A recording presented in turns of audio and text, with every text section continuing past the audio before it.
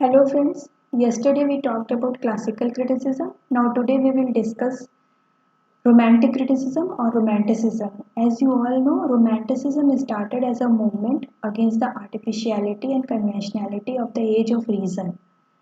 Besides this, there were two major factors that influenced the Romantic Age, the poets of the Romantic Age, and those were French Revolution and American War of Independence.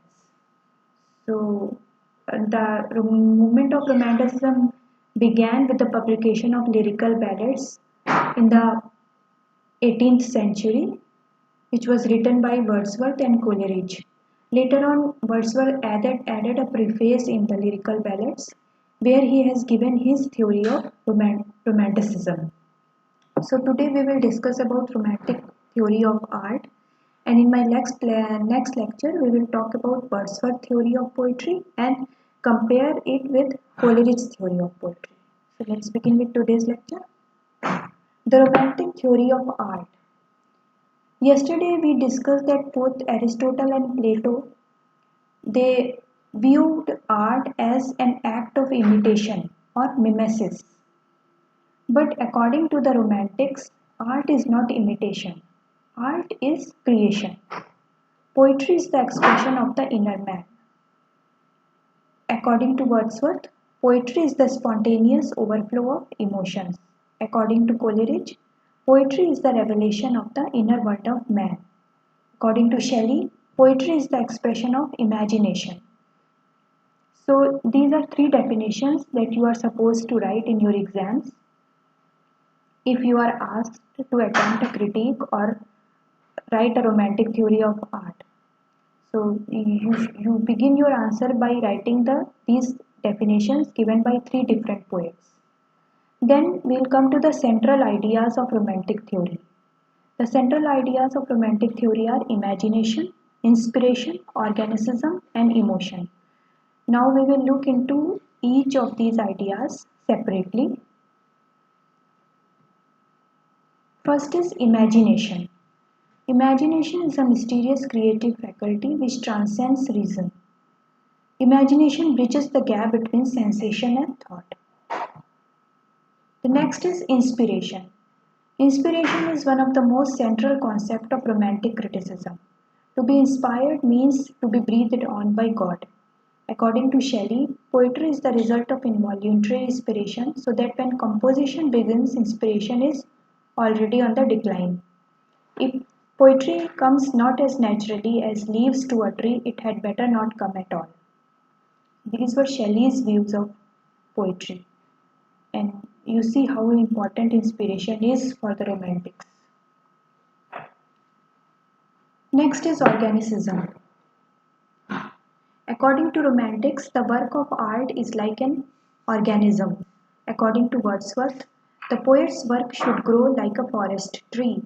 According to Shelley, the process of creation is like a child growing in the mother's womb. According to Coleridge, the poem's growth is like the growth of the plant. Plants assimilate all kinds of nutrients, sunlight, water, and manure, and transform into a tree. Similarly, the spark of inspiration transforms into a poem through the ability of poets' creative mind, through the faculty of poets' creativity. The fourth central idea of romantic theory is emotion. Various elements of a work of art are combined by a dominating passion or emotion. Romantics put focus on subjectivity, individualism, emotion, and inspiration. Emphasis is put on spontaneity and natural expression of feelings in place of artificiality and traditionalism of the age of reason. Lyric became the poetic norm as it goes best with the romantic view of poetry. Lyric is the most poetic of all the forms. Lyric, in its all poetic expressions, ode, elegy, sonnet, became a dominant poetic form of the Romantic age.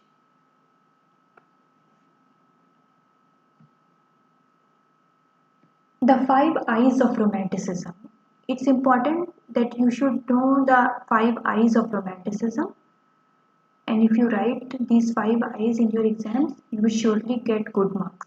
So the five I's of Romanticism are imagination, individualism, inspiration, intuition, and innocence. Besides these five I's, stress is also placed on freedom, equality, authenticity. The inner life mattered more to the Romantics. Language was of common man's language, and lyricism dominated the age. So that was all about the romantic theory of art. In our next lecture, I will uh, discuss Wordsworth's theory of poetry, which he has given in the preface to the lyrical ballads, and compare it with Coleridge's view on poetry. Though Wordsworth and Coleridge were friends, but they differ in many aspects when it comes to the theory of art, when it comes to romanticism. They differ in many aspects with each other. So we will discuss one by one Wordsworth's theory of art and Coleridge's theory of art, and then we will compare these two poets. After that, we will go on to Shelley. That's it for today. For notes and guidance, you can join my Telegram group, and the link for that group is given in the description box. I think that's it for now. If you have any questions you would like to, or you want me to make videos on any topic, please comment in the comment section below. That's it for now. Take care. Goodbye.